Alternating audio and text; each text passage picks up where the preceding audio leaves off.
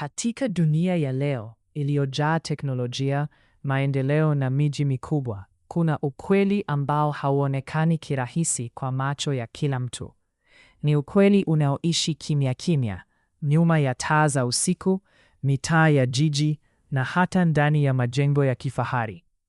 Biashara ya kujiuza miili bado ipo, na kwa kweli imebadilika zaidi kuliko ilivyokuwa zamani.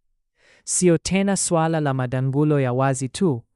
Leo hii ni mfumo mpana unaojumuisha mitaa ya kawaida, hoteli na vilabu, mitandao ya kijamii na hata majukwaa ya mtandaoni. Swali kubwa ni, hali halisi ikoje duniani kwa sasa? Habari ndugu mtazamaji wetu, karibu kwenye mwendelezo wa makala zetu hapa Positivity Media. Leo tunazungumzia biashara ya kuuza miili. Hali ipoje kiujumla duniani kote?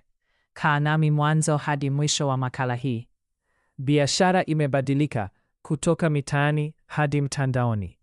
Zamani biashara hii ilionekana zaidi katika mitaa maalum au madanguloni yaliyofichika.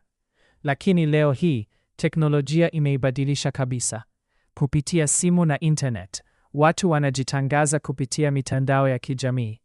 Wengine hutumia majukwaa maalum ya kulipwa. Mawasiliano yanafanyika faragha zaidi kuliko zamani. Biashara imekuwa ya siri zaidi, rahisi kufikiwa na pana zaidi duniani. Kwa baadhi ya watu, imekuwa kama kazi ya kidijitali. Lakini nyuma yake bado kuna changamoto nyingi. Sababu kuu zinazoendeleza biashara hii. Ingawa dunia imeendelea, sababu kuu bado hazijabadilika sana. Umaskini. Hii ndio sababu kubwa zaidi. Watu wengi hasa katika nchi zinazoendelea wanakosa ajira, kipato cha uhakika, msaada wa kifamilia na hivyo kuingia katika biashara hii kama njia ya kuishi. 2. Ukosefu wa elimu na fursa. Watu wasio na elimu au ujuzi wa kazi hupata ugumu wa kupata ajira nzuri. Hii huwafanya wengine kuona hii kama njia rahisi ya kupata pesa. 3. Shinikizo la maisha ya kisasa. Katika dunia ya leo, maisha yamekuwa ghali, mitandao inaonyesha maisha ya kifahari. Watu wanataka kuishi soft life. Baadhi huingia kwenye biashara hii wakivutiwa na pesa za haraka.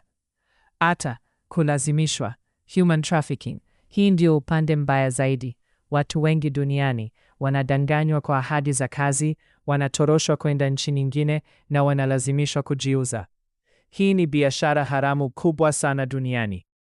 Je, hali ipoje katika maeneo tofauti ya dunia? Ulaya na Amerika. Katika baadhi ya nchi, biashara hii imeruhusiwa kisheria, inadhibitiwa na serikali. Kuna sheria za afya na usalama. Lakini bado kuna biashara haramu inayofanyika chini kwa chini. Afrika. Katika nchi nyingi za Afrika, biashara hii haijaruhusiwa rasmi, lakini ipo kwa kiwango kikubwa. Inaendeshwa zaidi mitaani au kwa siri. Sababu kubwa ikiwa ni umaskini na ukosefu wa ajira. Asia, katika baadhi ya maeneo, biashara hii imeenea sana. Kuna mitandao mikubwa ya kimataifa. Human trafficking ni tatizo kubwa. Je, ni nini hasa hatari na athari za biashara hii? Ingawa baadhi huiona kama njia ya kupata pesa, ukweli ni kwamba biashara hii ina changamoto nyingi. Afya, magonjwa ya kuambukiza, msongo wa mawazo, matatizo ya afya ya akili. Usalama, unyanyasaji, ukatili, kukosa ulinzi wa kisheria. Kijamii, unyanyapaa, kukosa heshima katika jamii, kutengwa na familia.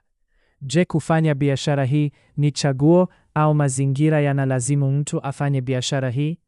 Hili ndilo swali kubwa zaidi duniani leo. Kuna mitazamo miwili. Wengine wanasema ni chaguo la mtu, wengine wanasema ni matokeo ya mazingira. Lakini ukweli mara nyingi uko katikati. Kuna wanaochagua, kuna wanaolazimishwa, kuna wanaosukumwa na hali ngumu. Ukweli unaohitaji kuangaliwa kwa undani. Biashara ya kujiuza miili haijaisha. Kwa kweli imebadilika na kuendana na dunia ya kisasa. Kutoka mitaa ya zamani hadi kwenye simu zetu, imekuwa karibu zaidi kuliko tunavyofikiria.